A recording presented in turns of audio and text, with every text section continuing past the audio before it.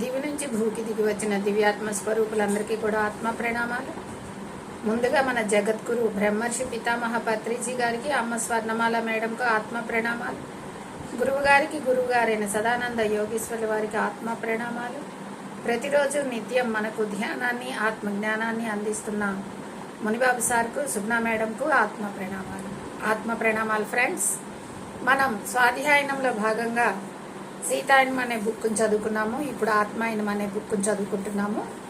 నిన్నటి ఆత్మాయనంలో సంగీత దేవతలు ఆ పైతలాల్లో ఉన్నప్పుడు ఎలా వారు సాధన చేస్తారన్నది మనం చెప్పుకుంటూ ఉన్నాము. అద్భుతంగా వాళ్ళు నీళ్లలో కూడా, ఆ సెలయేళ్ళలో కూడా వచ్చే ధ్వనులతో మంచి సాధన చేస్తూ ఉంటారని నిన్న చదువుకోవటం జరిగింది. ఇప్పుడు అక్కడి నుంచి చదువుకున్నాము.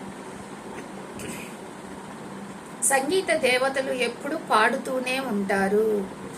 వాళ్ళు సంగీత దేవతలు ఎప్పుడు కూడా ఆ గానం చేస్తూనే ఉంటారు. ఏదో ఒక ఇన్స్ట్రుమెంట్ తీసుకొని, అంటే గాలి, వృక్షాలు, నీళ్లు, అలాగా దేనినైనా సరే సహాయంతో వాళ్ళు ఎప్పుడు కూడా సంగీతం చేస్తూనే ఉంటారంట.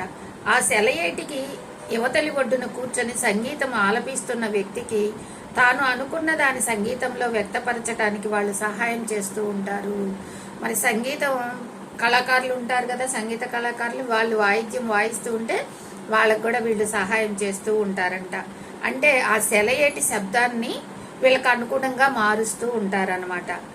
అయితే వాళ్ళు ఎలా సహాయం చేస్తున్నారు అంటే నేను చెప్పలేను, ఎందుకంటే వాళ్ళేం మాట్లాడటం లేదు. అయితే వాళ్ళు ఆ సంగీత కారకుల మీద ఏకాగ్రమై ఉన్నారని మాత్రం అర్థమవుతుంది. వాళ్ళు ఏమన్నా నోటితో మాట్లాడతారంటే అలా ఏం కాదు, కానీ వాళ్ళు కొన్ని శబ్దాల ద్వారా వీళ్ళకి అనుగుణంగా మారుస్తూ వీళ్ళకి ప్రోత్సహిస్తూ ఉంటారనమాట. తమ ఆలోచనల ద్వారా అతనికి తాను సంగీతంలో ఏం వినాలనుకొని అనుకుంటాడో అది వ్యక్తపరచడానికి వీలవుతూ వాళ్ళు చేస్తూ ఉంటారంట. ఎంతో సంగీతం ఉంది అక్కడ, ప్రతి స్వరం స్పష్టంగా వినిపిస్తోంది. అయితే నేను ఒక విషయాన్ని గమనించాను.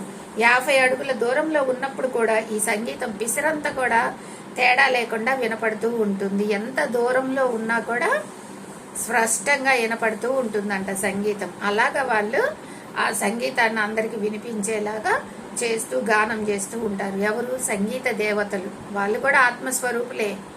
ఆ సంగీతంలో బాగా ఇక్కడ ప్రావీణ్యం పొంది పైలోకాల్లోకి వెళ్ళి ఇంకా ప్రావీణ్యం పొంది సిద్ధహస్తులైన సంగీత కళాకారులు అనమాట. వాళ్ళు దేవతలుగా, అధిపతులుగా మారి ఆ సంగీతాన్ని కొత్తగా వచ్చే ఆత్మస్వరూపులందరికీ కూడా నేర్పించటంలో సహాయపడుతూ ఉంటారంట. దేవాల ప్రపంచానికి చెందిన వీరిని మనం అర్థమయ్యేలా మాటల్లో వర్ణించటం చాలా కష్టం. చూడటానికి అందంగా ఉన్నారు. వాళ్ళు కదిలితే ఆవిరైపోతారేమో అన్నంత స్పష్టమై ఉన్నారు. నిశ్చలంగా ఉంటే తిరిగి స్పష్టమైన రూపంలో కనబడుతుంటారు. వాళ్ళు పొగమంచు శరీరాల వాళ్ళని చెప్పవచ్చును అనుకుంటాను.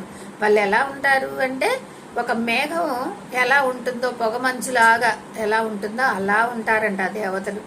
అద్భుతంగా అలా ఎక్కువగా ఆవిరొస్తే కరిగిపోతారేమో అన్నట్టుగా ఉంటారంట. అంటే సున్నితంగా ఉంటారు, తెల్లని వర్ణంలో, మేఘవర్ణంలో ఉంటారంట. కదలకుండా ఉన్నప్పుడే ఒక ఆకారం ఉంటుంది పొగ మంచుకు. కదలకుండా ఉంటేనే ఒక ఆకారం మనకు కనపడుతుంది. అది కదిలితే మళ్ళీ విచ్ఛిన్నమైపోతుందంట. సెలయేరు దాటి అవతల తీరం మీదకి వెళ్ళాము. మేము వాళ్ళను సమీపిస్తుండగా వాళ్ళు జారుకుంటున్నట్టుగా వెళ్ళిపోతున్నారు. వీళ్ళు యువతలి ఒడ్డున ఉన్నప్పుడు వాళ్ళు స్పష్టంగా కనపడుతున్నారు. ఎప్పుడైతే వీళ్ళు ఈ ఒడ్డు నుంచి ఆ ఒడ్డుకు వెళ్ళారో వాళ్ళు సన్నగా కరిగిపోవటం ప్రారంభించారంట. కొన్ని జంతువులు మనిషి దగ్గరగా వస్తే దూరం వెళ్ళిపోతుంటాయే, అలాగన్నమాట. మరి కొన్ని చిన్న చిన్న జంతువులు చూడండి, కుందేళ్లు కానీ, మరి నెమళ్ళు కానీ, జింకలు కానీ, మరి అలాంటి జంతువులు ఏం చేస్తాయి, మనల్ని చూడంగానే వెళ్ళిపోతాయి, లోపలికి అడవిలోకి వెళ్ళిపోతాయి. మనల్ని చూసి అవి భయపడతాయి అనమాట. వీళ్ళు మా మానవులు వచ్చారు, మమ్మల్ని ఏం చేస్తారు అని చెప్పేసి. మొదట్లో మనం చెప్పుకున్నాము వీటి గురించి కూడా. అవి మన సోదర భావంతోనే ఉంటాయి. కానీ మనం ఎప్పుడైతే వాటి మీద అరాచకాలు చేయటం మొదలు పెట్టామో అప్పటి నుంచి అవి మనల్ని చూసి భయపడి లోపలికి పారిపోతూ ఉంటాయి. అట్లానే ఈ సంగీత దేవతలు కూడా ఏం చేస్తున్నారు అని అంటే, మనల్ని చూసి ఈ ఆత్మస్వరూపులు, కొత్తగా వచ్చిన పైతలాలకు వచ్చిన ఆత్మస్వరూపుల దగ్గరకు రాగానే లోపలికి వెళ్ళిపోవటం చేస్తున్నారంట. అంటే విచ్ఛిన్నమైపోతూ ఉన్నారు. ఆ మేఘాలు సన్నగా కరిగిపోవటం జరుగుతుందన్నమాట. వాళ్ళు మమ్మల్ని చూసి భయపడటం లేదు, కాకపోతే ఎటువంటి సంబంధాన్ని నెరపించడానికి సుముఖంగా లేరు. భయపడిపోతున్నారా జంతువుల్లాగా అంటే అలా కాదు మళ్ళీ, కానీ మన మీద ఎటువంటి ఇంట్రెస్ట్ చూపించట్లేదు అనమాట. వీళ్ళు వచ్చారు, మనం వీళ్ళతో మాట్లాడదాము లేదా వీళ్ళకి మళ్ళీ సంగీతాన్ని వినిపిద్దాం అంటే, ఇప్పుడు మనకి అవసరం లేని మనుషులు ఎవరైనా వచ్చారనుకోండి, మనం ఏం చేస్తాము, మెలకుండా వెళ్ళిపోతాము, లోపలికి వెళ్ళిపోతాము, లేదా మన పని మనం చేసుకుంటూ ఉంటాము. మనకి సంబంధం లేని మనుషులు, ఇప్పుడు మన ఇంట్లో వాళ్ళ కోసం, మన హస్బెండ్ కోసమో మన పిల్లల కోసమో ఎవరన్నా వచ్చారనుకోండి, మనం ఏం చేస్తాం, మన పని మనం చేసుకుంటూ ఉంటాం. వాళ్ళ దగ్గరికి వెళ్ళి ఏంటయ్యా మీరు ఎక్కడి నుంచి వచ్చారు, బాగున్నారా, తిన్నారా, తాగారా అని కూడా అడగం మనం, ఎందుకంటే మనకు సంబంధం లేదు వాళ్ళతోటి. ఆ సంబంధించిన మనుషులు ఏదో ఉన్నారు, వాళ్ళ పని వాళ్ళు చూసుకొని వెళ్ళిపోతారు అన్నట్టుగా ఉంటాం కదా.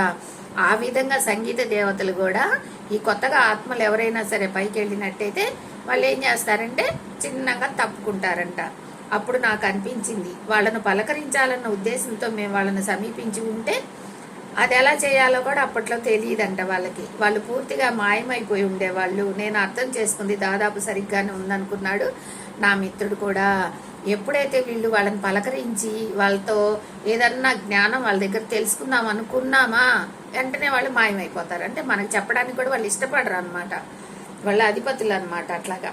అందుకని ఏమీ అనుకోకుండా వెళ్తేనే వాళ్ళు అలా సన్నగా కొద్దిగా కనిపించి వెళ్ళిపోయారు. అదే వాళ్ళతో మాట్లాడాలన్న ప్రయత్నం చేస్తే అసలు ముందుగానే వెళ్ళిపోతారు అనమాట. అది ఎలా మాట్లాడాలో కూడా వీళ్ళకి తెలియదు అనమాట.